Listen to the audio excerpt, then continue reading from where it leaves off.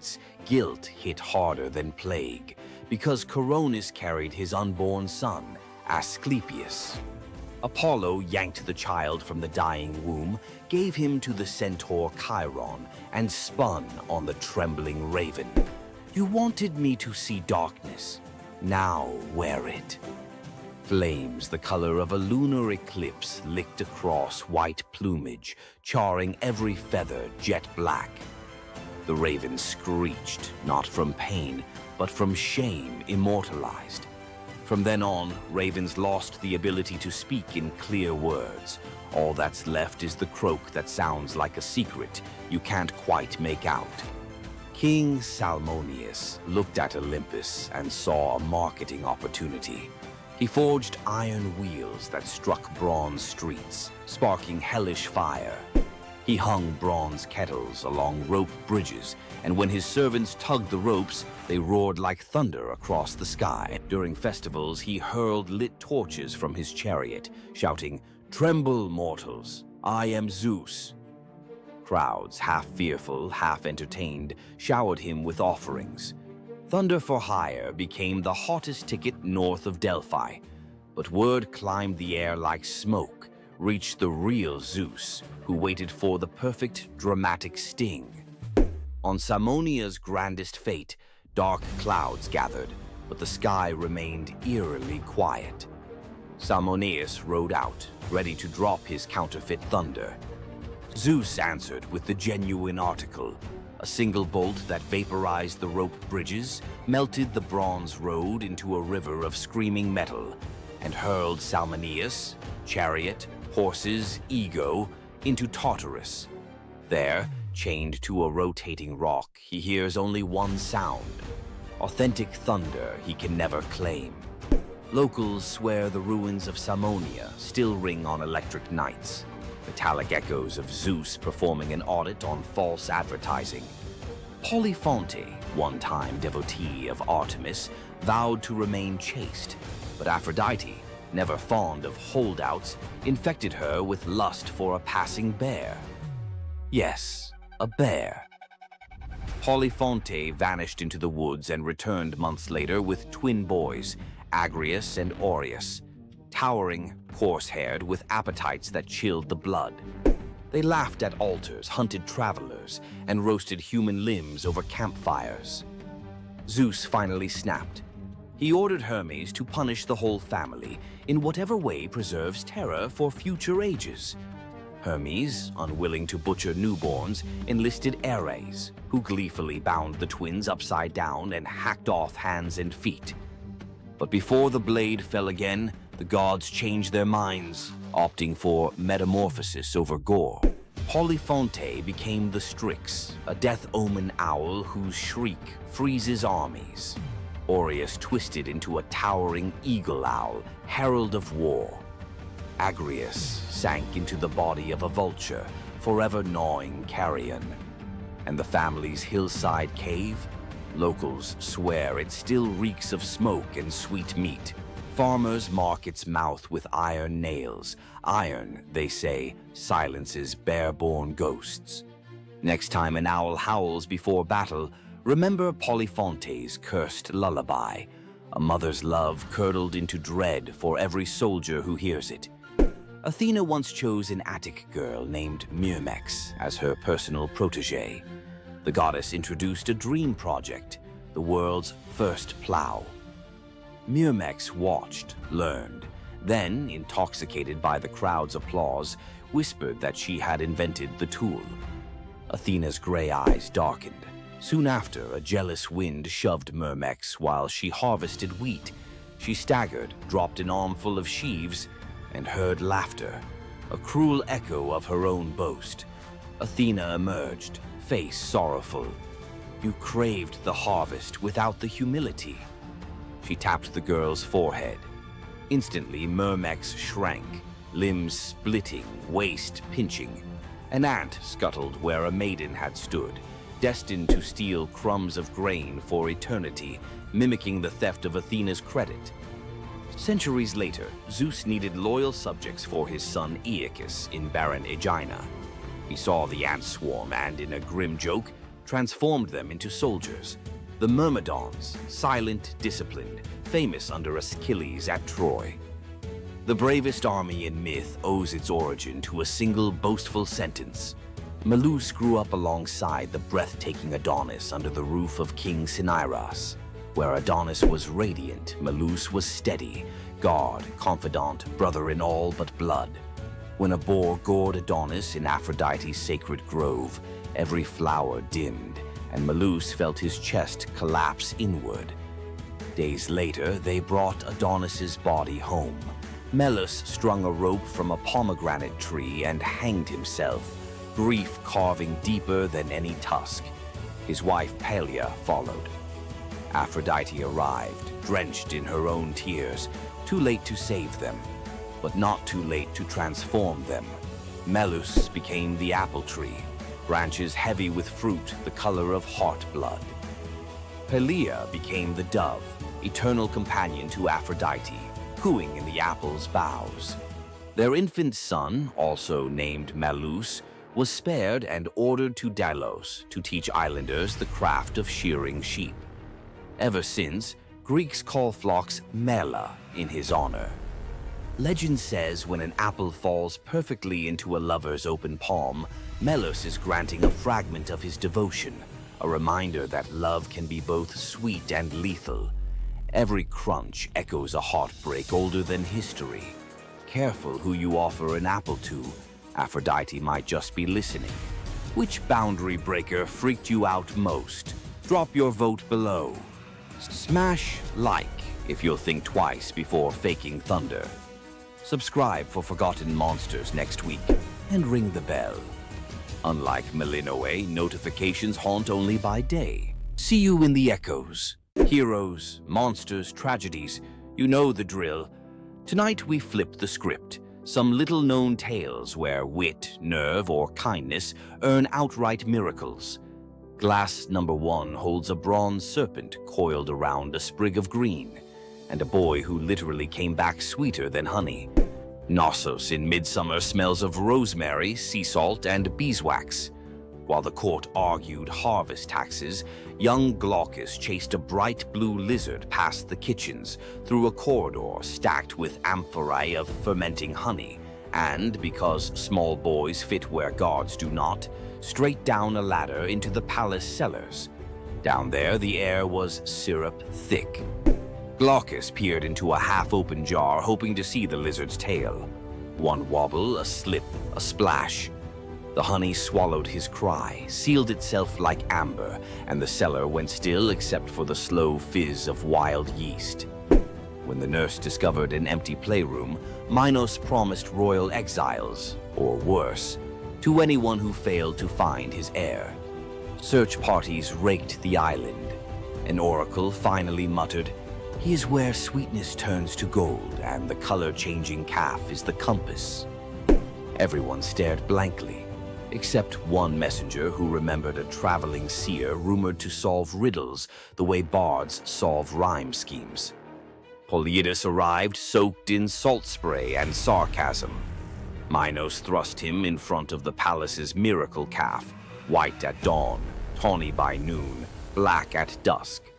The king demanded an explanation, and his son before sundown. The seer stroked his beard, watched the calf cycle its living palette, and smiled. "The answer is not the hide, but the eyes," he mused. At dawn, the calf watched the white sun. At noon, bronze. At dusk, onyx night. It mirrored what it beheld. So must the prince. "He is hidden where color vanishes," Polyidus concluded, and descended alone into the wine-dark storerooms. Lantern raised, he located the honey amphora, whose surface held no reflections, only silence. He cracked the seal, found Glaucus suspended in golden stillness, lips blue, limbs floating like reeds in amber. When guards hauled boy in jar to the throne room, Minos' relief curdled into fury. "Resurrect him," he ordered, "or you will keep him company." The seer and the honey coffin were locked inside a stone vault. The bar grinded shut. Torches flickered out. The only light came from honey's inner glow. Midas knelt, mind racing through every charm he knew. None could reverse 2 hours without breath. A soft hiss cut the darkness. A serpent, scales gold as harvest wheat, slipped under the door. Polydeuce, fearing venom, crushed it with a wine jug. Silence returned, briefly. A second serpent slid beside its fallen mate, circled the bottom, vanished into a crack, and re-emerged, clutching a sprig of leaves that glimmered in emerald fire. Pressed the herb to the dead serpent's mouth. In a shiver of sinew, the creature revived. The pair slithered away, leaving the leaf behind like a lesson. Polyidus's pulse hammered. He ground the glowing plant between stone shards, smeared the paste across Glaucus's cold lips, and half praying to gods who seldom pick up, waited. A heartbeat. 2. Then the boy coughed, honey and air and the shriek of returning life. He sat up wide-eyed, asking if lunch was ready. The vault erupted in shouts. Guards dragged them to Minos, whose relief eclipsed his threats. "Teach the child your art," the king commanded, "and you may leave Crete with both eyes intact." For 30 days, Polyidus tutored Glaucus, reading omens in bird flight, divining storms by the smell of stone, decoding dreams as if they were parchment. Each lesson the seer delivered with growing dread. Minos could weaponize prophecy. On the final morning, he presented Glaucus with a cup of wine to seal memory. The boy drank. Polyidus leaned close, whispered a single word, and the wine turned bitter. Glaucus spat it back onto Polyidus's lips. That was the spell. Every technique, every cosmic shortcut drained from the boy's mind like sand through a broken hourglass. He would live healthy, happy, but ordinary. The gift stayed locked in Polyidus's own skull. The seer departed at sunset, pockets empty except for a few stray violet leaves, the serpent herb. Some say he planted them across the Aegean. Others insist he fed them to bees, breeding honey that glows faintly green when moonlight is thin. In mountain apiaries of rural Greece, beekeepers still search for Glaucus honey, said to cure a stopped heart if administered within 3 breaths. And every cellar apprentice learns, keep lids tight, keep ladders chained, and keep an eye out for serpents. Sometimes they carry medicines gods never meant us to find. Nymph Princess Cyrene tackles a lion preying on her father's cattle. Apollo, stalking inspiration, watches her wrestling the beast bare-handed and thinks, forget liars, that's poetry. He swoops not with roses but a gold chariot pulled by griffins. Rule a land of your own, he says, pointing across the Mediterranean.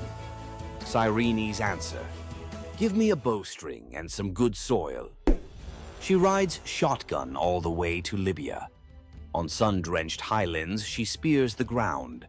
Fresh springs burst. The place becomes Cyrene, namesake queen founder.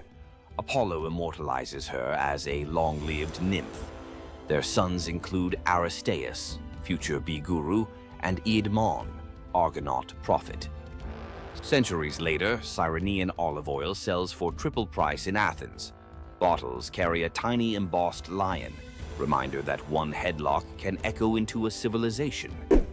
Morning of his birth, infant Hermes crawls out of cradle, spies a tortoise, hollows the shell, strings cowgut. Voila, the first lyre. Same afternoon, he rustles 50 of Apollo's divine cattle, walking them backward to confuse hoofprints. Apollo tracks the tune of an unfamiliar instrument to a cave and catches, not a rustler, a giggling baby. Hermes begins to play. The melody melts Apollo's fury like wax. The sun god trades the entire herd plus the golden staff of herdsmen for the lyre. Contract signed before Hermes can crawl again. Apollo becomes patron of music. Hermes gains official portfolio of travelers, traders, and, ironically, thieves. Every time a guitarist hands a riff to a bandmate for mutual gain, they reenact that cave-side barter. Enslaved courtesan Rhodopis toils in a Nile Delta villa. Her only treasure, a rose-hued slipper dating to her free childhood. She washes linens in the river, humming Ionian lullabies. While drying on the bank, one slipper is whisked by a sacred falcon, messenger of Horus, who drops it into Pharaoh Psamatechus's lap during court. Kings love omens. He declares he will marry the owner. Decree echoes across gnomes. Every woman must try the slipper. Noble women sulk. The shoe fits none until desert winds guide inspectors to Rhodopis scrubbing floors. The leather hugs her heel like destiny. Pharaoh weds the astonished Greek. At festivals, Rhodopis releases doves in thanks, tying our dove myth into hers, while storytellers across the Mediterranean seed the earliest Cinderella variant. Tyrrhenian pirates spy a pretty youth on an island. Clueless, it's Dionysus in vacation mode. They abduct him, plotting ransom. Helmsman Acoetes senses trouble but is overruled. Ropes fall off as ivy coils up masts. Sweet wine floods planks. Panthers materialize, purring menace. Pirates jump ship in panic. Instead of vengeance, Dionysus transforms them into dolphins so they can atone by guiding sailors. Acoetes receives priesthood and a lifetime ticket to every Bacchic festival. Mediterranean fishermen still toss libations overboard for the merry sailors, believing every dolphin escort is a pirate making cosmic amends. On a Boeotian hillside, twin princes Amphion and Zethus debate destiny. Zethus flexes farm boy muscle, shouting, "Stone walls rise by calloused hands." Amphion replies by tuning a 7-string lyre, a gift Apollo slipped into his cradle. They inherit a dream, rebuild ruined Thebes. Zethus drives oxen and hefts limestone, but progress is glacial. At sundown, Amphion plucks a chord so pure nightingales freeze mid-song. Blocks quiver, lift and float into place. Each note a crane, each chord a pulley. Workers drop their levers and just watch. The wall grows faster than dawn's shadow. Jealous masons challenge him to raise the Cyclopean gate alone. Amphion smiles, strums a rugged minor scale. Boulders lumber across the valley like obedient elephants. Zethus, not to be outdone, times hammer blows to his brother's rhythm. For one glorious hour, hard labor becomes rock ballet. When the ramparts close, citizens cheer both sinew and song. Legends claim every stronghold thereafter leaves a lyre motif somewhere in its masonry, a secret tip of the hat to the prince who taught stones to dance. Modern acoustic engineers still reference the Amphion effect when vibration solves heavy lift problems. Princess Evadne hides an affair with Apollo. During labor, a blaze of violet light floods the barn. Baby Emus arrives enveloped in wild violets. Fearful, she places him on the riverbank, trusting fate. Weeks later, shepherds follow a bizarre sight. Honeybees moving in arrow formation. They find the infant alive, fed by nectar dripping from the flowers around him. The shepherd who lifts the child hears a voice inside his skull. "Raise me, I'll repay you in answers." At adolescence, Apollo calls Iamus to Olympia's sacred grove. The god lays out 2 golden bowls, memory and forgetting, telling him to sip both. First bowl grants recall of every secret root in earth. Second erases the fear of sharing that knowledge. Iamus founds a bloodline of oracles, famed for perfect attendance records at Delphi and Olympia. Even today, locals say a self-sown violet patch near the Alpheus River blooms out of season before big sporting events, Apollo's subtle wink that a prophecy ticket is about to drop. Young healer Melampus saves 2 baby snakes from a plow blade. Nights later, they slither onto his pillow and lick his ears with herbal-coated tongues. He bolts upright, to a cacophony that suddenly makes sense. Sparrows gossip, ants debate tunnel routes, sheep rehearse lullabies. King Proteus's daughters are struck with goat hallucinations, stampeding through Argos. Melampus eavesdrops on an oak tree, chuckling with a raven. A draught of hellebore in river foam will still their frenzy. He brews it. One sip and royal sanity snaps back. Kingdom cheers. Fee time. Melampus wants 1/3 of the realm. Proetus balks until the cattle low in perfect Greek. He's worth it. Impossible to refuse a bovine referendum. Territory ceded. For generations, Argive herders prop a wooden ear in new barns, a reminder that real leadership might start with understanding what even a beetle has to say.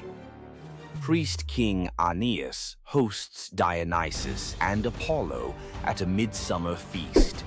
In gratitude, the gods bless his 3 daughters, Oeno, Spermo, Elais, with hand gestures that turn objects into wine, grain, and oil. Years later, the Achaean armada, en route to Troy anchors at Delos, supplies dangerously low. Aeneas offers help. The daughters flick wrists and the beach is suddenly a farmer's market. Agamemnon plots to kidnap the miracle caterers for a 10-year war buffet. Dionysus intervenes. With a grape leaf touch, he turns the sisters into doves. Free to fly anywhere, grain, oil, and wine are prayers waiting to be answered. Delian festivals still release 3 white doves at dawn over picnic blankets. Fishermen swear the birds guide them to shoals fat with fish. Proof generosity multiplies even after airborne retirement. If you felt the buzz of bees and the rattle in the dark, hit like, subscribe for more long-form myth dives, and ring the bell so the next chapter arrives before the honey seals shut. What would you do if you gave up everything for love, only to be betrayed by the one you trusted most? In the Greek myth of Medea, love led to ultimate revenge, and the consequences were deadly. Let's dive into this tragic tale.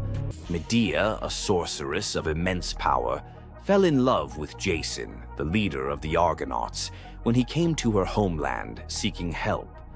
Medea, who was deeply in love with him, used her magic to aid him in his quest for the Golden Fleece. She betrayed her own family, murdered her brother, and helped Jason achieve his goal, all out of love for him. Once Jason had the fleece, Medea fled with him to Greece, where they started a life together. But as time went on, Jason's love for Medea faded. He decided to marry Glauce, the daughter of Creon, the king of Corinth, in an effort to secure a more powerful position. Medea, heartbroken and furious at the betrayal, decided to exact her revenge. She used her powers to craft a poison so deadly that it would burn Glauce alive when she put on a beautiful dress that Medea had sent her as a gift. But Medea didn't stop there. In her grief and rage, she murdered her own children, Jason's children, to ensure he would suffer the most for his betrayal. The pain of losing everything she loved was unbearable, and Medea, having left nothing behind but destruction, fled to Athens, leaving Jason to wallow in his sorrow and regret. Medea's story is a tragic reminder of the destructive power of betrayal and the extreme lengths to which love can drive someone. Sometimes love is not only blind, but it can also lead to devastation and vengeance.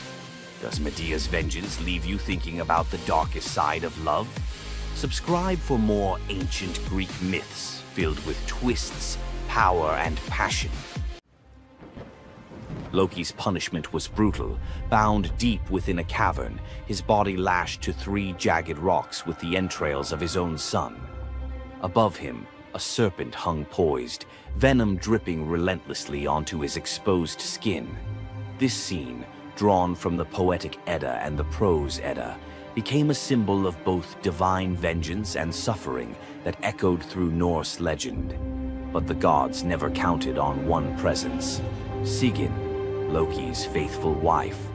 Her hands trembled as she knelt beside him, catching each drop of poison before it could sear his flesh. Her quiet devotion became a fragile shield against the god's wrath. Why did she choose loyalty over escape? The answer reveals a truth about love that endures even when the world itself seems lost to darkness. Yet before the cavern, before the venom and the silence, there was a betrayal that shook the heart of Asgard. Balder was the light of Asgard, cherished by gods and mortals alike. His laughter filled the halls, a warmth that even the golden apples of Idun could not rival. When ominous dreams began to trouble him, his mother Frigg, desperate to protect her son, secured oaths from every creature and object in existence never to harm him. All, that is, except the mistletoe, too slight, too innocent to warrant suspicion. Loki saw opportunity in what others dismissed. He fashioned a dart from that fragile branch and sought out Hoder, Balder's blind brother. "Here," Loki murmured, placing the weapon in Hoder's uncertain grasp, "let me guide your hand." The dart struck its mark. In an instant, Balder's light was snuffed out, his presence gone from the world. The gods stood in stunned silence, their joy shattered. Loki lingered in the shadows, the faintest smile on his lips, before slipping away unseen. The prose Edda tells us the pyre burned for 9 nights. Balder's wife, Nanna, overcome with grief, cast herself onto the flames, her spirit entwined with his. The gods heaped treasures upon the funeral bier, Odin's ring Draupnir, Balder's own ship Hringhorni, to honor him, but no offering could fill the void left behind. The air grew heavy with suspicion. As the smoke twisted skyward, word spread of an old woman whispering to Hoder in the moments before the fatal blow. When Thor forced the truth from a trembling servant, silence fell like a shroud. Loki's name was not spoken, but its weight pressed upon every heart. The gods had tolerated his mischief, his clever lies, even the theft of Sif's hair. But this was different.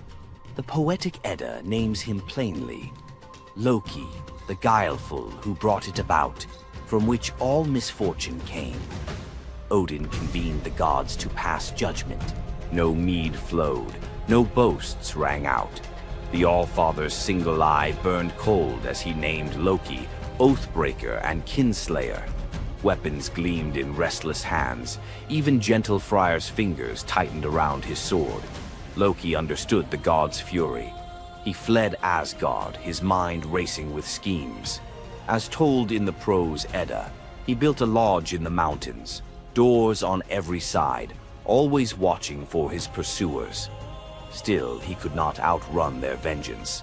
Odin's gaze found him, even in hiding.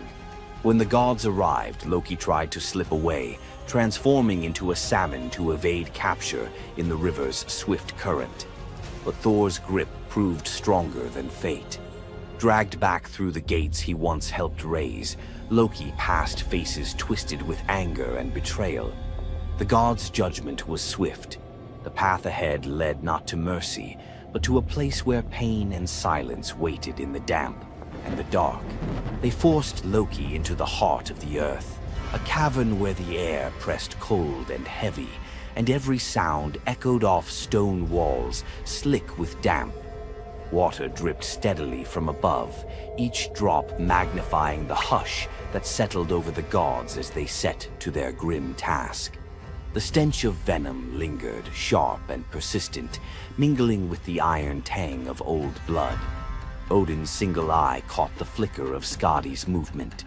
A silent nod passed between them, sealing what would come next. 3 massive boulders, freshly gouged with holes, stood ready. The gods had not brought chains or rope. Instead, they made Loki's punishment a reflection of his own chaos. The prose Edda tells us they transformed one son, Vali, into a wolf who slew his brother, Nari. With the entrails of Nari turned to iron by the god's will, they bound Loki fast, wrists, neck, thighs, and ankles locked tight against the unyielding stone. As the Völuspá declares, with the guts of his ice-cold son, the killer is bound. Each knot and twist was deliberate, a reminder that his own blood now held him captive. The weight of the rocks pressed into his flesh, a constant ache that would never fade. Scotty stepped forward, her presence sharp as frost. In her hands, a serpent writhed, its fangs gleaming. She fixed the creature to a stalactite directly above Loki's face. "For Balder," she said, her voice steady and cold. The serpent's jaws parted, and a bead of venom gathered at its tip. It hung for a moment, then fell. Loki's scream reverberated through the cavern, his body arching in agony as the venom burned into his skin. The pain was relentless, searing into bone, and the world above felt its echoes, earthquakes shaking Midgard, rivers shifting, the roots of Yggdrasil quivering. The gods watched in silence, their faces unreadable. Justice, they believed, had been served. As the serpent's venom continued its slow assault, the rhythm of torment became all-consuming. The next drop formed, poised to fall. Then a figure emerged at the edge of the chamber, a woman, silent, a wooden bowl cradled in her hands. Sigin's arms were blistered, her sleeves stained, but her grip was unwavering as she stepped into the circle of pain. The cavern held its breath. Sigyn knelt, her presence a quiet defiance. The venom hissed into the bowl, wood darkening with each drop. The gods turned away, their judgment complete, but the story within the cavern was only beginning. The bowl rested in Sigyn's hands, its wooden sides polished by hours of silent endurance. She knelt on the cold stone, skirts bunched beneath her, and waited for the serpent's venom to fall. The first drop struck with a hiss, a thin wisp of smoke curling up as Loki's breath caught in his throat. She kept her gaze fixed on the bowl, her resolve anchored by the rhythm of her task. Time unraveled in the cavern, marked only by the relentless cadence of the venom. Drip, catch. The liquid sizzled as it struck the wood, the heat seeping through Sigyn's calloused palms. Each shift of her grip was subtle, a quiet adjustment to keep the bowl steady as her arms ached. Above, the serpent's shadow twisted over the stone, its coils unmoving, its venom gathering in slow, deliberate drops. Loki whimpered, bracing for pain that had become his constant companion. The sound of his dread was sharper than his cries. The air hung heavy with the stench of scorched flesh and the metallic sting of poison. The darkness pressed in, broken only by the faint glimmer of Sigyn's tears as they mixed with venom in the bowl, each drop a testament to her resolve. The silence between drops was punctuated by Loki's ragged breaths and the distant echo of water dripping from the cavern walls. Sigyn's world narrowed to the weight in her arms and the threat above. The bowl filled, the venom rising perilously close to the rim. Sigyn's muscles trembled, but she did not let her grip falter. When at last the bowl brimmed, she had no choice but to turn away. In that brief moment, as she emptied the venom onto the rocks, Loki's body convulsed, his scream raw and unrestrained. The poison ate into the stone, leaving blackened scars as Sigyn hurried to wipe the bowl clean and return to her vigil. For time beyond reckoning, Sigyn remained. The myth offers no window into her thoughts, only the image of her kneeling, unwavering as Loki's mind splintered under the weight of his agony. Was she remembering laughter in sunlit halls, or simply unable to imagine leaving him alone in the dark? The venom's rhythm never changed. The bowl would fill. Loki would suffer. Sigyn would endure. In the hush that followed each scream, a question lingered, one that neither gods nor mortals could answer. Love in the dark was never simple. While the gods turned away, Sigyn remained, her presence reshaping the meaning of Loki's punishment. His betrayals had echoed through Asgard, yet her loyalty was a force the gods never expected. The Eddas offer no window into Sigyn's thoughts, recording only her actions. Blistered hands, a steady bowl, venom caught before it could sear flesh. This silence leaves space for us to wonder. Was it love that held her there, or a deeper sense of duty, something older and more enduring than the gods' own laws? Loki, once the master of deception, now depended on the mercy of the one he had so often left in the shadows.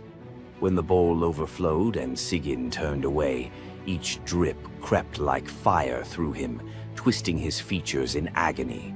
His eyes, when they met hers, flickered with both gratitude and resentment. He needed her, but the venom's torment mingled need with bitterness. Still, Sigyn returned every time, catching the next drop before it could fall. The myths do not say what passed between them in those moments, only that she stayed, her resolve unbroken. Scholars often call Sigyn the embodiment of loyalty, the ultimate symbol of spousal devotion. Yet, her sacrifice was more than an act of love. It was a quiet rebellion. By kneeling in the cavern, she defied the gods' vision of justice. Odin had crafted Loki's punishment to be absolute, to break him alone in the dark. Sigyn's refusal to abandon her husband became a shield, her presence a silent protest that denied the gods complete victory. The Eddas never assign her a motive, leaving modern readers to fill the silence with their own questions and interpretations. Was her endurance an act of compassion or a challenge to the order imposed by the gods? Each drip marked the passage of time, each bowlful a measure of suffering and steadfastness. Loki's laughter, once quick and sharp, faded into broken gasps. His words, sometimes curses, sometimes pleas, found no purchase. Sigyn's hands grew raw and ruined, but she did not falter. The cycle of pain and mercy continued, unbroken. In the end, it was not just Loki who endured the gods' punishment. Sigyn's vigil transformed it, turning isolation into a shared ordeal. In the darkness, her silent defiance and unwavering love became part of the myth, a testament to the power of presence, even when the world has turned away. Sigyn's vigil stands as one of Norse myth's quiet marvels, a steady presence in the shadows, her strength measured not in battle, but in endurance beside the one the gods condemned. As Loki writhed beneath the venom's relentless burn, Sigyn's hands never wavered. The Eddas remember her not for words or deeds of glory, but for the silent rhythm of her care. Her story reminds us that sometimes love endures in darkness. Sigyn's vigil continues until the twilight of the gods, Ragnarok, whenever that may come. Would you have stayed? If Sigyn's silent strength moved you, let us know in the comments or share your favorite Norse hero below. Welcome back, lore hunters. Tonight I'm unwrapping some myths that slip through the cracks of pop culture, tales so rich you could live in them for weeks. Let the veils fall. Old Phaon hauled passengers between Lesbos and Asia Minor in a skiff patched more than a beggar's coat. One dusk he carried an aged woman for free when storms canceled the rich man's coin. She touched his wrist, her skin warmed like sunrise. That crone revealed herself as Aphrodite. Payment: an alabaster jar of rose-scented balm. Phaon rubbed a dab on his temples. Waves reflected a new face, jaw sharp, curls ink black. Word of the god-veined ferryman blitzed across isles.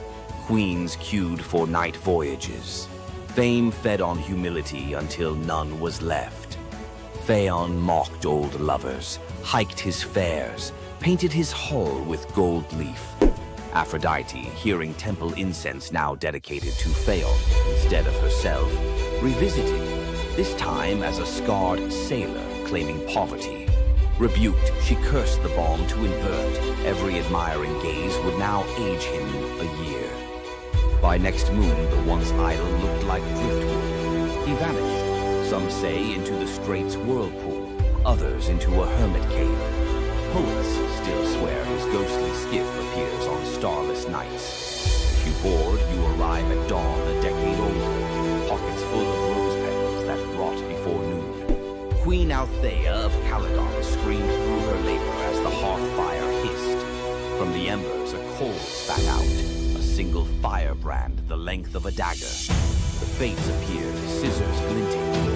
Lachesis measured the newborn's life against that coal.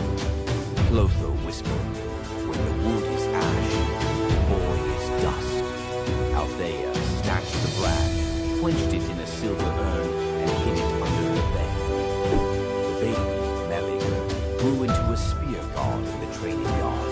None but his mother guessed why storms seemed to pause for him. Years later, Artemis loosed a boar monstrous as a siege tower to punish King Oeneus for a skipped sacrifice. Hunters from every Greek polis gathered. Meleager led, eyes bright as forge fire. Among the heroes strode Atalanta, swift, lethal, and female, an affront to the older princes. In the thicket, Atalanta's arrow struck first blood. Meleager's spear finished the beast. He offered her the pelt. Male egos erupted. Two of Meleager's uncles drew blades. Meleager defended the huntress, slaying his own kin. Word sprinted ahead of him to the palace. Althea collapsed at news her brothers lay dead by her son's hand. Grief wrestled prophecy in her chest. Shaking, she fetched the firebrand, lit a torch, and held both over the brazier. Her love warred her rage for 9 heartbeats. On the 10th, she let the wood slip. Miles away, Meleager felt his marrow ignite. He dropped mid-stride, armor ringing like a funeral bell. At the palace hearth, the brand hissed its last and fell to gray powder. Althea watched the flakes swirl, then walked into the flames herself. In Calydon, they still say, "Whatever a mother births, her fire can reclaim." Young Cyparissus roamed Chios with a bronze shepherd's crook taller than himself. Apollo, idling in mortal disguise, gifted the boy a tame stag crowned with ivory antlers. It followed him like sunrise follows dawn. One blistering noon, flies tormented the stag. Cyparissus, meaning only mercy, aimed his javelin to shoo them. The tip glanced off a stone, pierced soft flank. The deer collapsed, breath misting blood. Cyparissus dropped beside it, sobs carving caverns in his throat. Apollo arrived to heal, lyre weeping gold notes. But the boy refused salvation for himself. He begged, "Give me a grief that never dries, so I remember him forever." Clouds boiled violet. The ground drank color from his sandals upward. Where Cyparissus knelt now stands the first cypress, trunk straight as a spear of mourning, sap weeping resin tears. Greeks plant the tree in graveyards because its roots plunge only downward, never sideways, like a grief that refuses distraction. On summer nights, hunters claim the wind through cypress needles sounds like antlers brushing the sky. Athens hailed Cephalus and Procris as couple of the century. He an expert hunter, she a devotee of Artemis. As wedding gift, the goddess sent 2 marvels. Lalaps, a hound fated to catch any quarry, and a spear destined never to miss. One morning, Cephalus rested from the chase and sang to the breeze, calling it Nephele, sweet comfort. The dawn goddess Eos, eavesdropping, snatched him skyward, offering immortality. He pined for Procris. Eos scoffed, "She'll betray you." Suspicion slid under his skin like splintered arrow reeds. Cephalus returned in disguise, bribing servants to hint Procris had strayed. At twilight, she arrived in the woods, masked, to spy on him first. Hearing rustle, Cephalus loosed the divine spear toward the sound. It cannot miss. The mask tore away, Procris's eyes wide as shattering glass. She fell against his chest, whispering only, "The breeze, remember?" Cephalus buried her on Mount Hymettus, pinned the fatal spear beside the grave, and leashed Laiolaps there eternally. Some nights, hikers see a spectral dog chase a phantom hare in circles that never close, while a jealous wind mutters the name Nephele through the pines. Poor farmer Ligdus told his pregnant wife, if the child is female, exposure must follow. Dowries ruin paupers. Desperate Telethusa prayed to Isis. The goddess appeared, golden-winged. Bear the child, raise her as son. Baby Iphis arrived. They bound her chest, taught her spearcraft, named her heir. At 13, Iphis was betrothed to radiant Ianthe, who adored her future husband. Iphis loved her too, but carried a secret that tore her apart.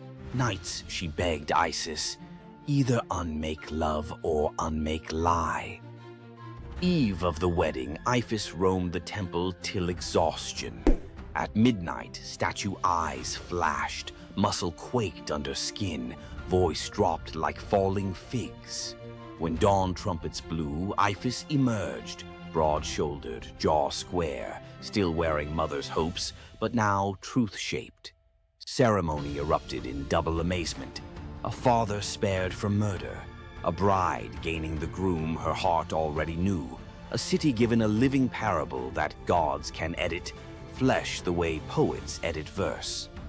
On anniversaries, Crete's couples exchange braided veils, symbol that love may bend rules when petitioned with courage. Satyr-blooded Ampelus dazzled Dionysus, youth swagger, curls like grape tendrils. He rode a bull through vineyards, boasting he was braver than the god. Dionysus, half teasing, half testing, sent a gadfly. The bull bucked. Ampelus flew, spine meeting earth with a wet crack. Thunderclouds curdled purple. Grief-stricken, the god plucked the corpse's heartbeat, planted it. From ribs sprouted twisting vines, from fingers curling shoots. First grapes. He fermented their juice with tears, naming the wine Ampelosios, the taste of regret. Every toast pours a little myth, sweetness chased by sting. Drink deep and you repeat the boy's brag, but this time, hopefully, know when to dismount. On the gray docks of Anthedon, a lone fisherman named Glaucus noticed something odd. Every fish he caught leapt back into the sea after flopping across a patch of wild green herbs. His curiosity, half hunger, half science, won. He tasted one leaf. A heartbeat later, his pulse throttled like a war drum. Gills tore open on his neck. Terrified, he dove overboard and discovered he could breathe brine like air. In the midnight blue below, sea deities gathered, nereids swirling like living lace, old Phorcys with crab shell crown. They greeted the newcomer, then forced a cup of ichor on him. Drink, forget the shore. Visions blitzed his skull, shipwrecks yet to come, lovers yet to drown. Prophecy is a toxin that never metabolizes. Glaucus tried to surface, to hug his aging mother, but every wave slapped him back. Barnacles crusted over his old rowing calluses. He practiced his new craft instead, whispering tides to sailors, trading secrets for offerings of bronze and bread that sank unreachable. Legend says if you stare into rough surf and hear your own name, it's Glaucus warning you to turn home. Ignore him, and you join his choir. Another voice lost to the deep. In Attica ruled Periphas, so just that subjects built temples to him, not Zeus. Offerings piled higher than to Olympus. Flattery sharpens divine talons. Thunderhead over the palace. As lightning coiled to strike, Apollo intervened. Spare the righteous, punish the praise. Zeus relented, halfway. Before the court's eyes, Periphas's flesh rippled into plumage, arms broadened into storm-breaker wings. His queen begged accompaniment, became an osprey.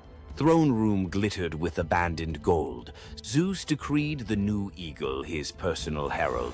Immortal, hungry for serpents of hubris.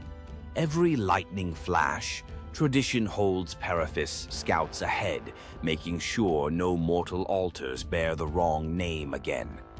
Arcadian huntress Callisto pledged lifelong virginity to Artemis. Oaths echo loudest in forest silence. Zeus, disguised as Artemis, tricked Callisto when her secret pregnancy showed. The real goddess burned with double fury, betrayed and impersonated.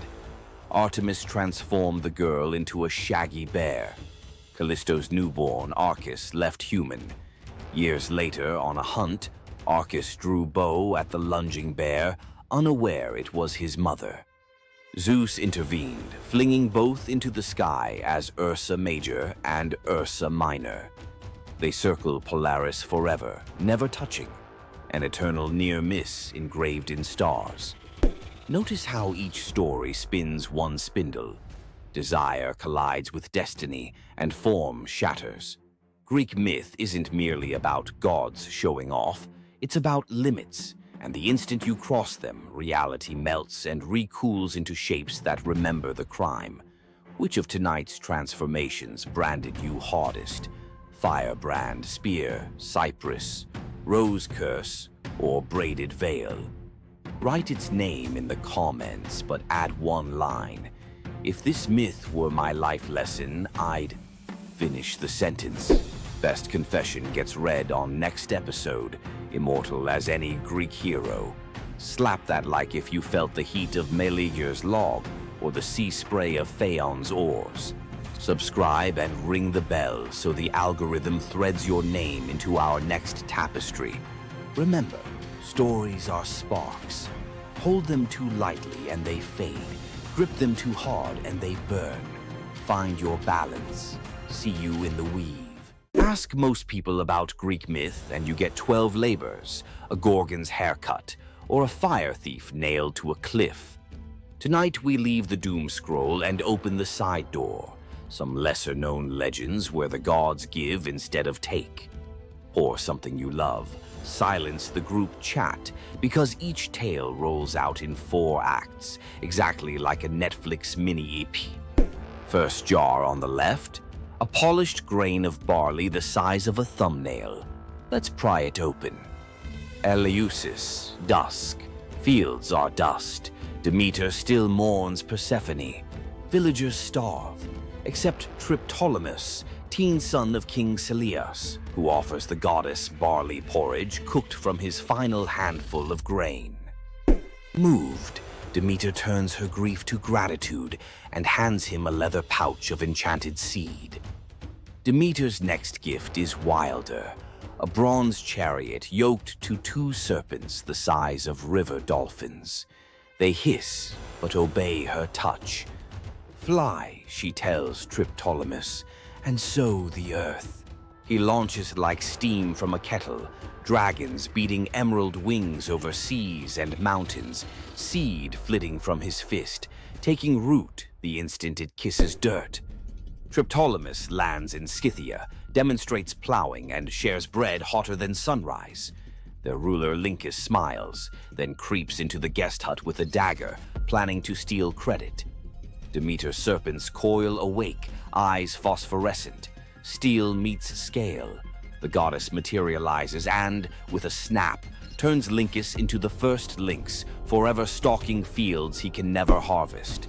Triptolemus lifts off again, safer and wiser, dragons spiraling like living irrigation lines. Everywhere wheat sprouts, famine folds, and villages invent words for thank you. When he finally parks the chariot in Eleusis, Demeter names him patron of farmers and slots a constellation, the sower, above the autumn sky. Rural Greeks still claim that seeing twin shooting stars at harvest means Triptolemus's dragons are checking yields. In Achaean ripes, stonemason Mycilus woke 3 nights running to the same dream.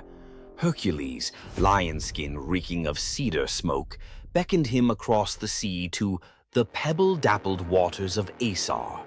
Leaving one's birthplace was illegal, but divine persistence outweighs city ordinances. Neighbors dragged him before the civic tribunal. Verdicts were cast with white, acquit, and black, condemn, pebbles dropped into an urn. Mycilus prayed under his breath. As judges emptied the urn, every stone, white and black alike, shone snow white. Gasps. No law forbade miracle loopholes, so the council shrugged and released their suddenly blameless defendant. Mycilus sailed west. At Italy's heel, he found the river Asar flashing with pale cobbles, exact match to his dream. He also found an old burial mound dedicated to a local hero named Croton, once hospitable to Hercules himself. Prophecy clicked like a lock. He founded Croton on that spot, planting the first stone in the new city wall with his own calloused hands. 2 generations later, Croton would dominate Magna Graecia in athletics and medicine, home of Milo the wrestler and Pythagoras' school. Locals still tell tourists to pocket a white pebble for courage, Hercules' ancient thumbs up. On Crete, baby Zeus hides from Cronus inside the Idaean cave. A gentle goat, Amalthea, nurses him with milk so sweet it smells of thyme. Curate's warriors clash shields outside to drown infant cries. Toddler Zeus, already wrestling destiny, grabs Amalthea's horn during roughhousing. It snaps off. Horrified, he touches the broken horn and wills it to pour ambrosia and jewels, an apology in infinite supply. The horn becomes cornucopia, everlasting symbol of abundance. Amalthea is lifted to the stars as Capella, brightest goat in the sky. Every harvest festival, Greeks tip wine from a horn-shaped rhyton, so the cave child remembers. The practice survives today in the very shape of Thanksgiving centerpieces, because one young god learned that breaking something you love can birth generosity that never runs dry. Argos prepares a grand procession to Hera's temple 6 miles away. Oxen assigned to pull the gilded cart of priestess Sidip, aka Mor or Awor. Her sons, athletes Cleobus and Biton, lock eyes and shrug. Who are the oxen today? They yoke themselves, veins corded, and drag the 2-ton cart under Mediterranean noon. Crowds scatter petals, sweat rains on marble road. At the temple steps, mother dismounts, trembling with pride. Sidippe prays, "Great Hera, grant my sons the best blessing a mortal can have." After sacrifice and feast, the exhausted brothers fall asleep in the sacred hall, smiles still ghosting their faces. They never wake. Peaceful exit at peak glory, Hera's idea of the highest gift. Argives commission life-size statues at Delphi, muscles forever flexed. Travelers note the serenity on stone brows, testament that sometimes a swift, dignified curtain call outranks long, ragged applause. Young Taurus, demigod son of Poseidon, pilots a skiff scouting for new colonies. The storm detaches rudder from reality. Mast snaps like uncooked spaghetti. Waves swallow everything but Taurus clinging to driftwood. Poseidon, scanning seafloor currents, flicks his trident. A dolphin larger than a rowboat rockets upward, scoops Taras, and planes across the wine-dark sea like a living surfboard. At dawn, the dolphin deposits him on Italy's sunlit heel. Taras climbs a bluff, sees fertile plains ribboned by a gentle river. He plants Poseidon's miniature bronze trident in the sand and declares a new polis. The colony, Tarentum, today's Taranto, mints coins of a boy riding a dolphin, trident aloft. Local fishermen still carve tiny dolphins on prows, tribute to the uncanny GPS system that once delivered a founder to the perfect harbor. Aphrodite and winged son Eros picnicked amid spring anemones, boasting who could gather the loveliest bouquet. With wings, Eros predictably stuffed his basket first. Enter Peristera, a mortal handmaid collecting herbs nearby. Seeing Aphrodite's crestfallen smile, she wordlessly tipped her own armful of blooms into the goddess's basket. Eros protested, "Rules breach." Aphrodite just laughed, victory fragrant in her arms. Jealousy and Cupid's arrows share barbs. Eros flicked one tiny dart and poof, Peristera shrank into downy white feathers. Aphrodite scooped up the bewildered bird, whispering apologies and protection. Peristera, now a dove, gained a new language of coos and cloud-high freedom. The goddess decreed doves sacred henceforth, harbingers of peace and liaisons for lovers. From Cyprus to Corinth, newlyweds release white doves, so their first horizon carries Peristera's gift. Help your friends win, and you may end up airborne, emblematic, and forever cherished by a goddess who remembers favors. Cretan teenager Epimenides entered a cave seeking a stray lamb. Cool air lulled him into a nap on soft moss. When he stepped back into sunlight, the lamb was a weather-bleached skull, and his town looked upgraded. He'd slept 57 years. Word of the time traveler raced to Athens, then reeling under plague and factional strife. They summoned Epimenides. He prescribed symbolic spring water baths for citizens and a cleansing of unjust murder cases, the world's first state-sanctioned amnesty. He also ringed the city with incense-burning altars to the unknown god, appeasing whichever deity felt snubbed. Within a year, the plague receded, civic tempers cooled. Grateful Athenians offered gold. Epimenides accepted only vines for his Cretan temple, proof that sleep had taught him value over price. Legends credit him with tweaking the Greek lunar calendar and penning riddling prophecies. Even today, Cretan shepherds warn drowsy companions. Nap too long in a sacred cave, you'll wake up a consultant. Aristaeus, son of Apollo and huntress Cyrene, loved tinkering. Olives here, cheese there. When shepherds complained of wild honey going rancid, Aristaeus studied bees like living alchemy. Nymph tutors taught smoke calming and linen veils. Soon, Aristaeus produced honey rumored to heal fevers. Even Olympians craved his combs.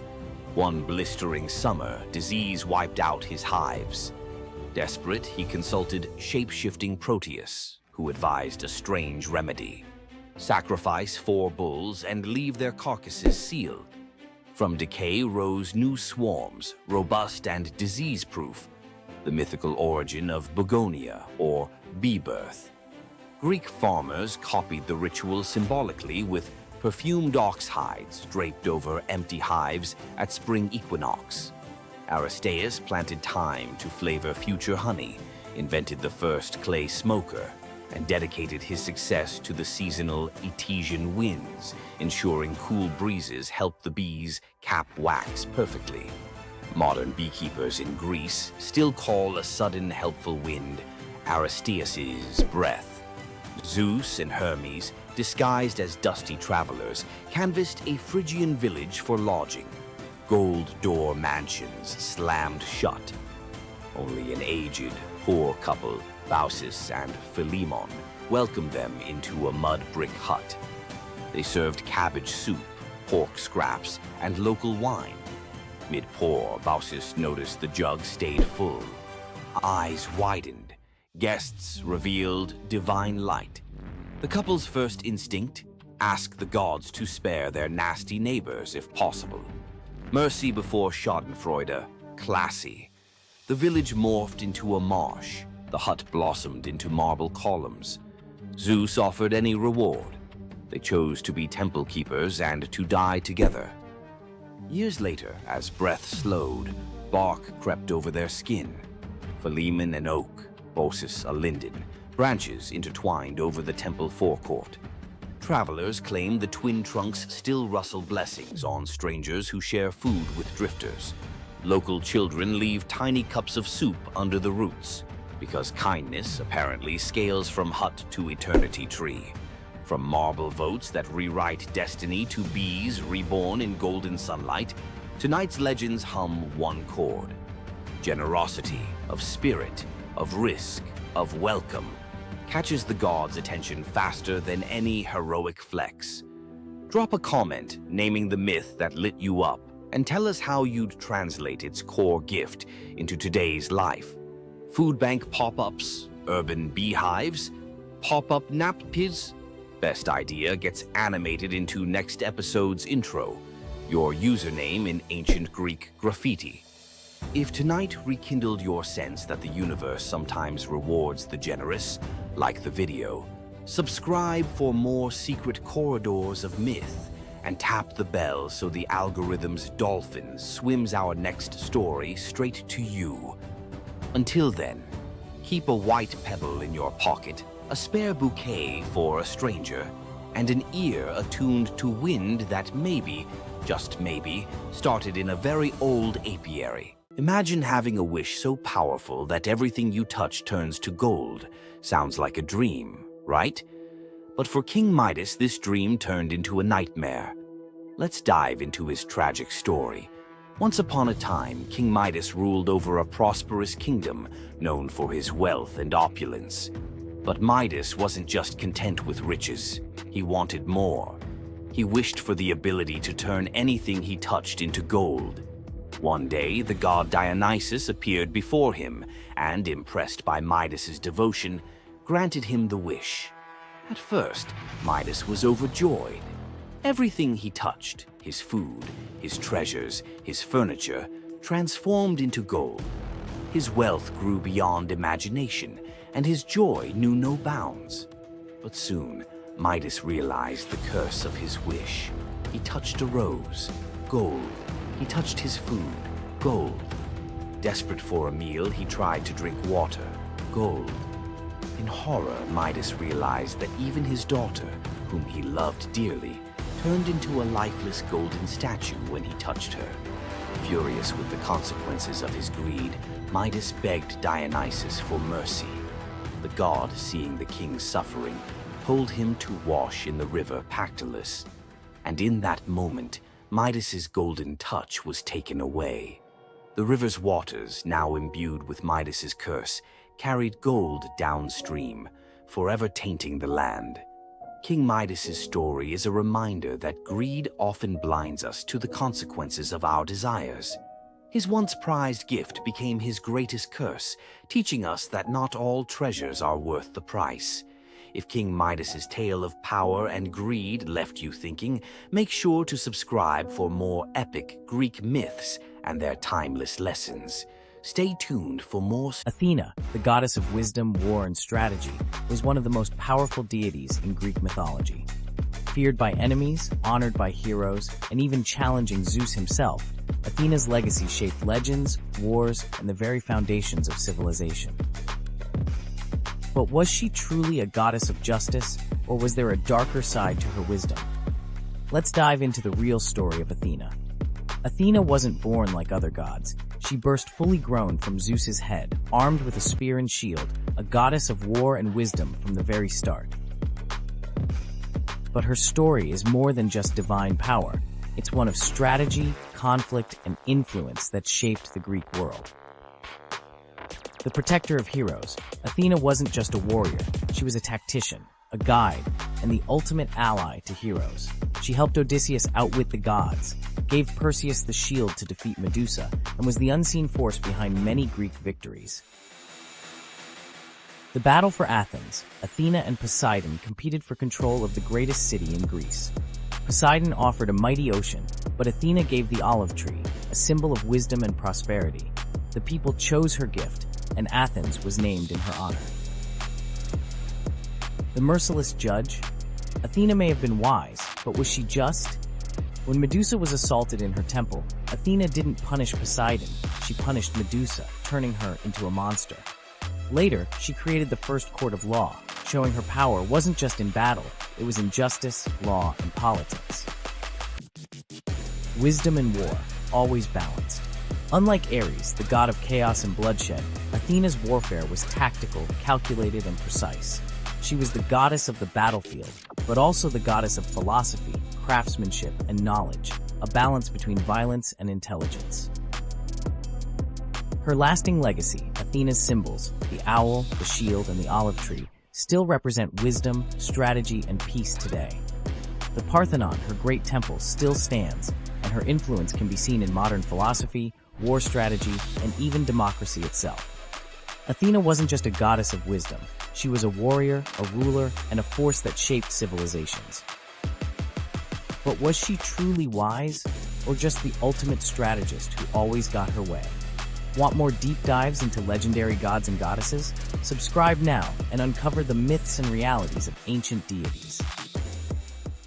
Tonight you'll meet the nymph whose beauty made Hades plant a forest in her image, a lover who weaponized an apple to hack a goddess's marriage laws, a king who may have raised the dragon that ate his island, a prophet who lived 7 years as each sex and paid with his eyes, and a royal couple whose wrecked ship still calms the winter seas. 5 deep-cut myths, none repeated from previous episodes. Stick around. The last scene explains why every item you just saw is really the same warning. Luce, daughter of Oceanus, shimmered like morning on still water. Hades saw her bathing on the Styx's shore and felt the ache of something that might have been love, if gods knew limits. He swept her into his shadowy chariot. In the underworld, things don't rot the way they should, they transform. When Luce's mortal bloom began to fade, Hades panicked. Unable to bear her disappearing, he offered the only gift he understood, immortality as landscape. He touched her hair. It stiffened into bark the color of moon-bleached bone. Leaves burst silver as coin flip flashes. Luce the woman became Luce the white poplar, blazing at the center of Elysium. Dead heroes rest beneath her, weaving garlands from her two-toned leaves. Dark one side, pale the other, to remind them that joy and grief always grow on the same branch. The Cercopes, twin dwarf tricksters Passalus and Acarus, live by trolling. They steal Heracles' bow and club, giggling about how the hero's butt is black as a kettle from soot. Heracles wakes, grabs both by the ankles, slings them over a pole like squirming fish, and marches toward the city to sell them. Dangling upside down, blood rushing to their heads, the twins can't stop roasting him. Even Heracles, no stranger to rage, breaks into reluctant laughter. But Zeus, hearing their unfiltered comedy, decides the world needs more mischief. He transforms them into the first monkeys, bodies still small, faces still grinning, forever swinging by what once bound them, their own tails. Sailors claim the Cercopes occasionally regain speech during eclipses, whispering new insults at any heroic statue within earshot. King Lycurgus hated surprises. When the brand new god Dionysus marched through Thrace with drums, wine, and ecstatic maenads, Lycurgus saw a security threat. He banned viticulture, arrested Bacchic followers, even ordered his soldiers to whip the vines until they confessed their treason. Dionysus escaped into sea foam, but vengeance fermented quietly. First, the king's barley crops twisted into miniature grape clusters. Then, every cup in the palace turned to wine, no matter what was poured. Finally, Lycurgus woke screaming. Vines were sprouting from his own feet, snaking up his calves, pinning him to the palace floor. He hacked at them only to realize he was slicing his own flesh. The vines were his veins. Driven mad, he swung an axe at what he thought were tendrils on an oak and beheaded his heir. The gods let him blister in that guilt until locals, terrified, bound him and hurled him into Mount Pangaion's man-eating cave. The vines retracted, but his screams never did. Acontius, a handsome nobody from Chios, spots rich girl Sidipe under the temple colonnade. He can't speak to her, class gap miles wide, but he can exploit Olympus's fine print. He scratches on an apple. I swear by Artemis to marry Acontius. He rolls it to her sandal. She idly picks it up and reads the words aloud, which in Artemis's precinct equals a binding oath. Sidipe leaves, confused, but every time her father arranges a proper fiancé, she collapses with fever, so savage priests fear plague. The oracle digs through the divine TOS and finds the hitch. She's already sworn. When Cydippe finally weds Acontius, the fevers vanish. Artemis shows up, not angry but amused, honoring the couple with everlasting fidelity in exchange for the clever tribute. Moral: speak casually under a goddess's roof, and the contract is in ink you can't see. Long before the Trojan War, the island had no king, only scattered fishermen and goats. Then a stranger arrived, Cycreus, towering, scarred, carrying a bronze spear notched with unknown runes. He spoke little, ate alone, but worked miracles. He dug cisterns where springs burst overnight, charmed a wild stallion into kneeling, and once, locals swear, stood barefoot in a ring of fire to prove courage to the storm god. By year's end, the islanders begged him to rule. They didn't know he walked with a secret. He dreamt every night of fire-scaled dragons devouring his childhood village, and woke with soot under his nails, though no hearth burned nearby. Months after his coronation, goats began disappearing. Nets came up shredded as if bitten by iron teeth. One dusk, a shepherd stumbled into the agora, eyes wide, clutching a bronze scale the size of a dinner plate, edges smoking. He'd found it at the mouth of a cave where the mount met the sea. Cycreus said nothing, only studied the scale under torchlight. It matched the color of the runes on his sleeve. That night, villagers saw their king ride alone toward the cave. From cliffs, they watched the torchlight vanish into the maw. Minutes stretched into hours. Then, roaring deep enough to quake wine jars on kitchen shelves, flame burst from the cave mouth. Shadows of two giants, one man, one serpent, wrestled on the cave wall like monstrous puppet theater. At dawn, silence. Cycreus emerged, armor warped, spearhead glowing red. Behind him dragged the colossal corpse of a sea dragon, neck twisted, fangs snapped, eyes like boiled copper. The island erupted in praise. They crowned him with laurel and called him Draken Soter, Dragon Savior. Yet some noticed his smile was hollow, as if slaying the beast had lanced a boil he secretly cherished. After the triumph feast, Cycreus changed. He paced battlements at midnight, muttering in a guttural tongue. His bathwater steamed black. Servants insisted the steam coiled like a serpent before dissolving. One harvest festival, a child accidentally spilled wine on his boots. Cycreus roared, eyes flashing ember orange, and the boy swore he saw scales ripple under the king's skin. Rumors spread. Had the battle fused man and monster? Or darker, had Cycreus never slain the dragon at all? Had he absorbed it? When storms flattened olive groves and fishermen found their nets burnt as though by underwater fire, the islanders panicked. They begged Eurystheus of Athens to intervene. The hero sailed with 50 hoplites, each carrying asbestos-soaked nets and mirrored shields to confuse reptilian eyes. But at the gate they met not a beast, only their king, bare-chested, spear discarded, arms raised. Cycreus confessed. The dragon's fury had leaked into him. He'd battled it outside and now battled it within, losing ground each night. "Bind me or burn me," he said. Eurystheus chose mercy darker than execution, exile. He ferried Cycreus to Eleusis, gift-wrapping the cursed king for the goddess Demeter, whose own grief could understand corrupted power. Demeter accepted, appointing Cycreus as guardian of her holy processions, his inner fire now repurposed to ward off all lesser threats. As Cycreus's ship slipped away, islanders swore the shoreline hissed, not from waves, but from a dragon's whisper receding with its unwilling host. Salamis kept the dragon's bronze scales nailed above city gates for centuries, tarnished mirrors reminding every leader, "Conquer your monsters, yes, but never wear their skins. Power taken from terror carries terror's seed. When rage becomes crown, abdication may be salvation." Young hunter Tiresias strikes the snakes with his staff. Hera curses him into a woman for 7 years. He marries, bears children. learns the loom songs of grief men never hear.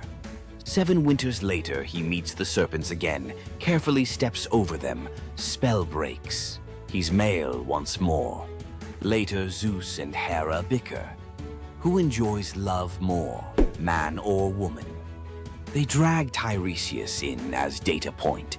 He sides with Zeus. Women feel 9 times the pleasure. Hera, furious, blinds him. Zeus, guilt-struck, gifts prophecy and a lifespan of 7 generations. Thus, the greatest seer of Thebes walks the tightrope of fate without eyesight, yet clearer vision than any living soul. It's said he chuckled on his deathbed. Blind, I've seen 2 worlds, inside and out. King Ceyx sails to consult an oracle. Wife Alcyone prays he waits for calmer weather. He doesn't. Zeus, annoyed that Ceyx invoked him too often in casual oaths, hurls a thunderstorm that swallows the ship.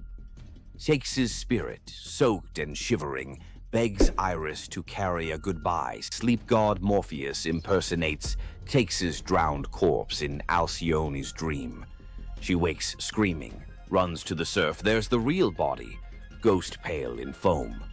In raw despair, she leaps after him. The gods, pierced by this double plunge, morph the lovers mid-air into halcyon birds, kingfishers with royal blue backs. To let their floating nest survive, Zeus stills the winter seas for 14 days every January. Sailors call it the halcyon days, when storms bank their rage and even grief takes a coffee break. Which transformation slapped hardest? Tree, oath, dragon, gender shift, or bird? Hit the comments. Smash like. If you'll think twice before reading random fruit out loud, subscribe for next week's plunge into the 3 mortals who blackmailed the fates. And ring that bell. Unlike Zeus's thunder, it won't roast you for imposter syndrome. See you in the halcyon calm. You thought fairy tales were magical. Think again. The real origins of these classic tales are disturbing, gruesome, and filled with horror. Many of these stories have been sanitized for modern audiences, but their original versions were filled with betrayal, curses, and brutal consequences. From Pinocchio's horrifying fate to the true story of Bluebeard, let's dive into the darker side of fairy tales that history tried to erase. Fairy tales weren't always about happily ever after. Many of them were cautionary tales, warning of real dangers, human cruelty, and supernatural horrors. 1. The original Pinocchio, a gruesome fate. Before Disney made him a lovable puppet, Carlo Collodi's original Pinocchio was a terrifying little troublemaker.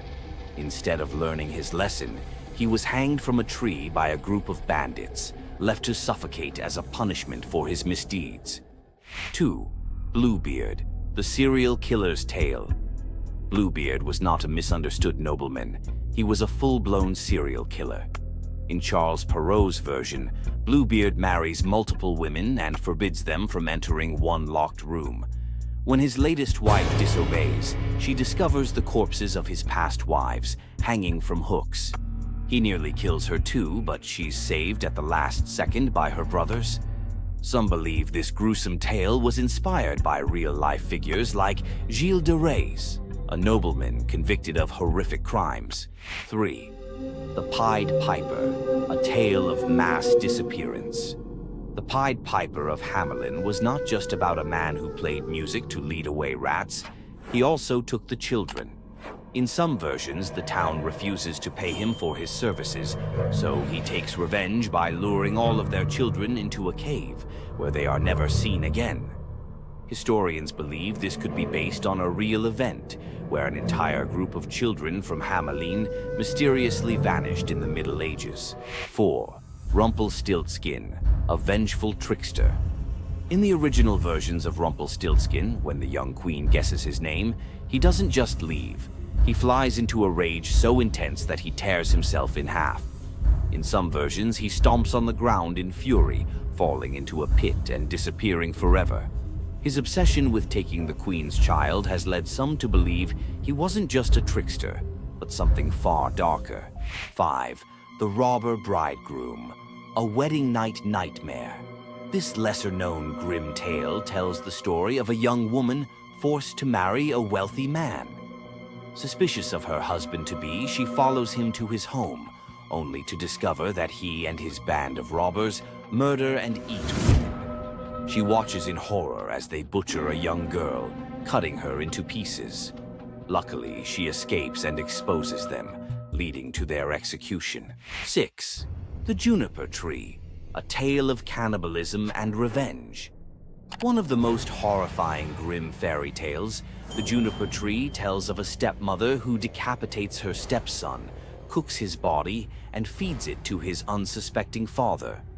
The boy's sister buries his bones under a juniper tree, and from the tree the boy returns as a vengeful spirit, transforming into a bird and dropping a millstone on his stepmother, crushing her to death. 7. The Girl Without Hands, a story of betrayal and survival. In this disturbing fairy tale, a poor man accidentally sells his daughter to the devil in exchange for wealth. When she resists the devil's temptations, her own father chops off her hands to fulfill the bargain. Eventually, she escapes, gains magical silver hands, and finds a happier fate, but not before enduring unimaginable suffering. Why were these stories so disturbing? Fairy tales weren't just for children. They were warnings, morality lessons, and sometimes outright horror stories meant to instill fear and obedience. Over time, many of them were altered, softened, or rewritten to make them more acceptable. Which of these dark fairy tales shocked you the most? Want to uncover more forgotten stories and chilling legends? Subscribe now and dive into the forgotten history of fairy tales. Imagine being one of the greatest hunters in the world, known for your unmatched speed and skill. But despite all your abilities, your destiny is determined by a simple golden apple. Let me tell you the tragic tale of Atalanta, the huntress who couldn't escape her fate. Atalanta was abandoned at birth by her father, Zeus, who didn't want a daughter.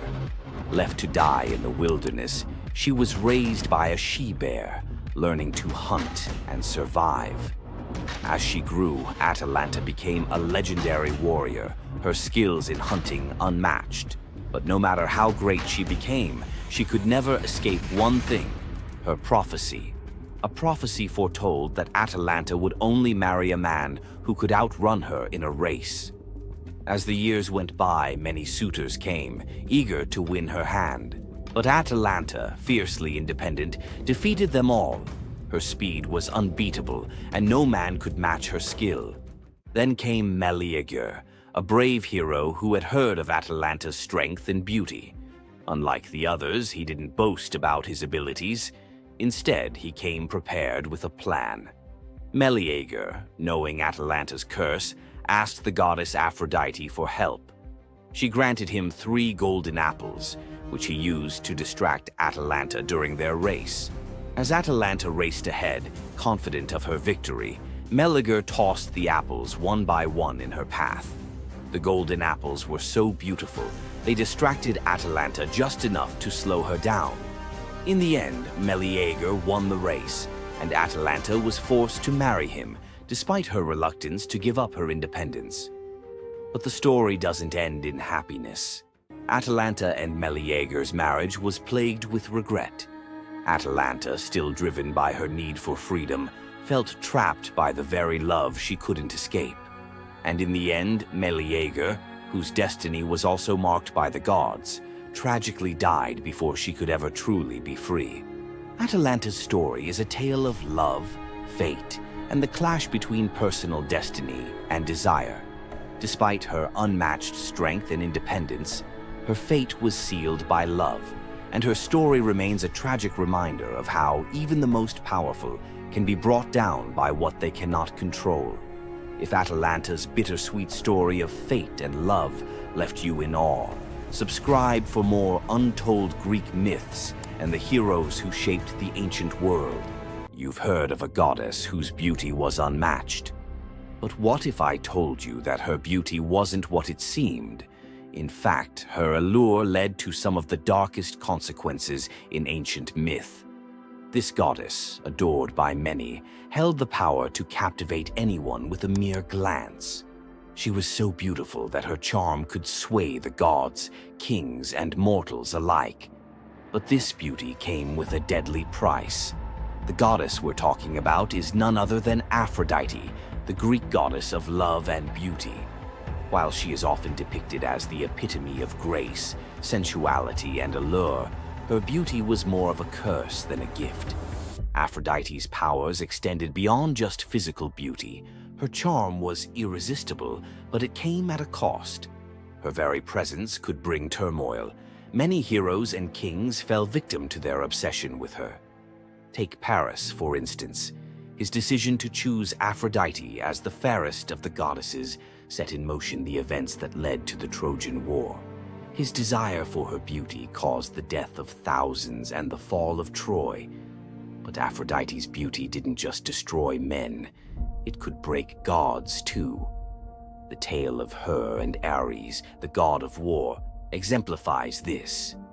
While Aphrodite was married to Hephaestus, the god of blacksmiths, her passionate affair with Ares led to chaos among the gods. Her beauty wasn't just about attraction, it caused jealousy, betrayal, and ultimately destruction. Despite her dazzling appearance, Aphrodite was also a figure of deceit and destruction, proving that beauty, when it holds such power, can be dangerous.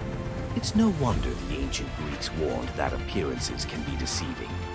Aphrodite's beauty may have dazzled the world, but her story teaches us that sometimes what's on the surface can mask a much darker reality. So, was Aphrodite's beauty a blessing or a curse? The myths suggest that beauty, when wielded by the gods, is never what it seems. If you want to uncover more hidden truths about gods and goddesses from the ancient world, hit that subscribe button. There's so much more to explore in these captivating stories of the past. Ever wondered what it would be like to walk through the ancient world and encounter mythical creatures from Greek mythology? Get ready to meet the beasts that shaped legends. In Greek mythology, creatures were more than just beasts. They were symbols of the forces of nature, God's will, and humanity's struggle with the unknown. From the terrifying Minotaur lurking in the labyrinth to the mesmerizing sirens luring sailors to their doom, these creatures were as captivating as they were dangerous. The mighty Hydra, with its multiple heads that regrew each time they were cut off, was a symbol of unstoppable power. The Cerberus, the three-headed dog guarding the gates of the underworld, represented the barrier between life and death. But not all mythical creatures were monsters. The graceful Pegasus, a winged horse born from the blood of Medusa, symbolizes freedom and the pursuit of the heavens. These creatures still live on in our stories, haunting the shadows of ancient Greece and whispering through the winds of time. Which Greek mythological creature fascinates you the most? Share your thoughts and don't forget to subscribe for more legendary tales from Greek mythology. What makes Zeus, the mighty king of the Greek gods, one of the most fascinating figures in mythology? Is it his unparalleled power over the skies, his cunning strategies, or the sheer drama of his endless affairs? While his tales are legendary, there's one story that stands out: the epic battle that earned Zeus his throne, the Titanomachy.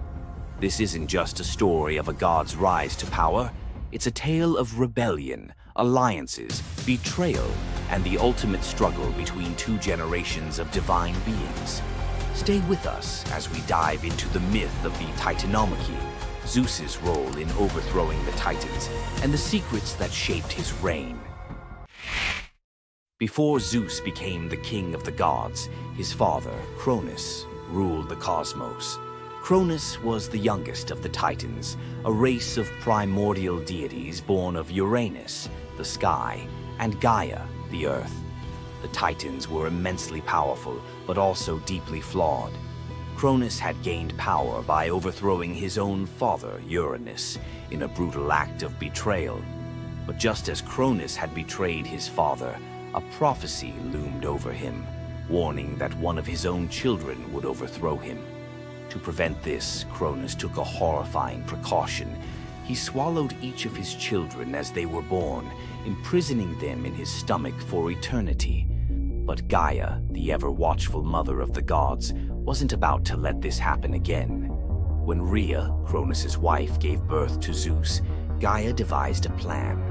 Rhea tricked Cronus by handing him a stone wrapped in swaddling clothes, which he swallowed, believing it was his newborn son. Meanwhile, Zeus was spirited away to a hidden cave on the island of Crete, where he was raised in secret. Zeus grew up under the care of nymphs and a goat named Amalthea, who nourished him with her milk. As he matured, Zeus learned of his father's tyranny and vowed to free his siblings and challenge Cronus's rule. Zeus couldn't take on Cronus and the Titans alone. He needed allies. His first move was to rescue his siblings trapped inside Cronus.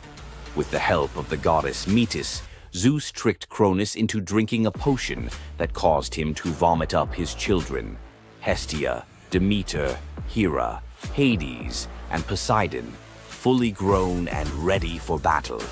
Now united, the 6 Olympian siblings declared war on Cronus and the Titans. But the Titans were powerful, and the war, known as the Titanomachy, would rage for 10 years with no clear victor. Realizing they needed an advantage, Zeus turned to the most unlikely of allies, the Hecatonchires and the Cyclopes. These were monstrous children of Gaia and Uranus, imprisoned in Tartarus by Cronus out of fear of their immense power. The Hecatonchires had 100 hands and unparalleled strength, while the Cyclopes were master craftsmen. Zeus descended into Tartarus, defeated its terrifying guardians, and freed these imprisoned beings. In gratitude, the Cyclopes forged weapons for Zeus and his brothers. Zeus received the thunderbolt, Poseidon the trident, and Hades a helmet of invisibility. With these tools and the raw power of the Hecatonchires, the Olympians finally had the upper hand. The final clash of the Titanomachy was a cosmic spectacle. The Titans, led by Cronus, unleashed their full fury, shaking the very foundations of the universe. Mountains crumbled, seas boiled, and the skies erupted in chaos. But Zeus and his allies were relentless. Zeus hurled his thunderbolts with unerring precision, scorching the battlefield and scattering the Titans' ranks. Poseidon unleashed massive earthquakes, and Hades used his helmet of invisibility to sow confusion among their enemies. The Hecatonchires proved invaluable, hurling massive boulders with their 100 hands, overwhelming the Titans. One by one, the Titans fell, their immense power no match for the combined might of the Olympians and their allies. Cronus was the last to fall. Zeus struck him down with a thunderbolt so powerful that it split the skies. With Cronus's defeat, the Titanomachy was over. With the Titans defeated, Zeus and his siblings faced a choice: what to do with their vanquished foes. In a move both strategic and ruthless, Zeus imprisoned the Titans in Tartarus, deep within the underworld, where they would remain for eternity under the watchful eye of the Hecatonchires. Zeus then divided the cosmos with his brothers. He claimed the skies as his domain, Poseidon took the seas, and Hades ruled the underworld. Together, they established the rule of the Olympians, with Zeus as their undisputed king. But the Titanomachy left scars. Gaia, enraged by the imprisonment of her Titan children, gave birth to new monstrous beings to challenge Zeus's reign. Among them was Typhon, a creature so fearsome that even the gods trembled before him. Typhon's battle with Zeus is another story for another day, but it serves as a reminder that power in the ancient world was never secure.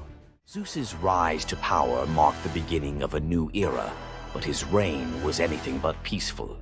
While he was the king of the gods, his rule was marked by constant challenges, from rebellious mortals to jealous deities and his own unquenchable desire for love and control.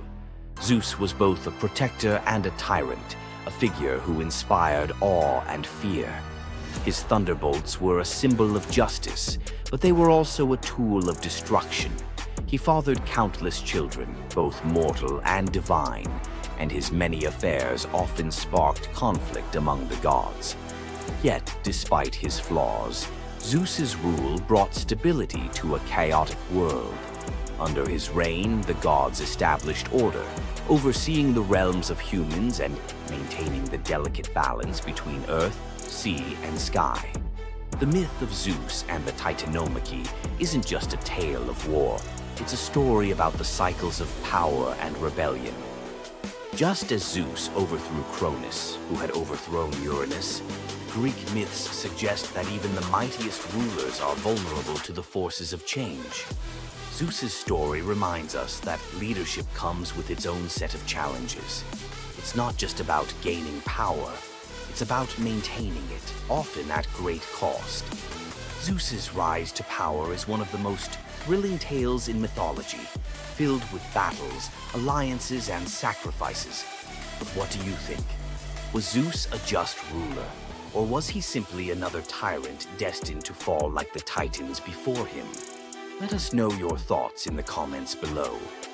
Don't forget to like this video if you enjoyed this dive into Greek mythology, share it with fellow myth lovers, and subscribe to our channel for more epic tales from the ancient world.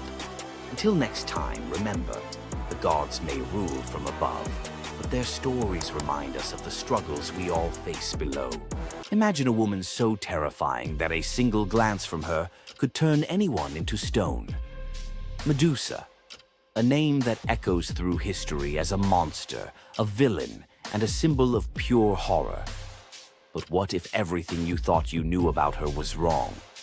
Medusa wasn't always a monster. Her story is one of betrayal, injustice, and a curse she never deserved. She wasn't born a villain. She was made into one by the gods themselves. But even as a victim, she found a way to turn her tragedy into power. Today, we'll unravel the myth of Medusa and discover the deeper truth behind her story. From her tragic origins to her transformation into a feared Gorgon, to her epic confrontation with Perseus. This is the tale of Medusa like you've never heard it before. Long before the snakes, before the curse, Medusa was a mortal woman of extraordinary beauty. She wasn't born a monster. She was born human, the daughter of the sea gods, Phorcys and Ceto, while her sisters, Stheno and Euryale, were immortal Gorgons. Medusa stood apart as the only mortal among them. But it wasn't her mortality that set her apart. It was her beauty. Medusa's golden hair, radiant complexion, and striking eyes captured the attention of everyone, even the gods. She served as a priestess in the temple of Athena, goddess of wisdom and war, vowing to remain pure and devoted to the goddess. This is where her life took a tragic turn. According to the myth, Poseidon, the god of the sea, became infatuated with Medusa.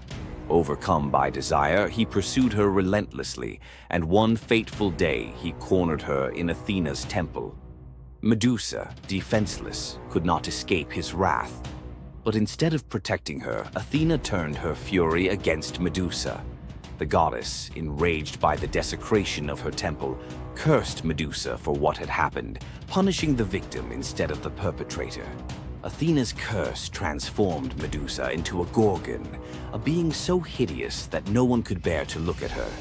Her golden hair turned into a nest of venomous snakes, and her eyes became so powerful that a single glance could turn living creatures to stone. This moment defined Medusa's new existence. Once revered for her beauty, she was now feared and hunted as a monster. But beneath the horror of her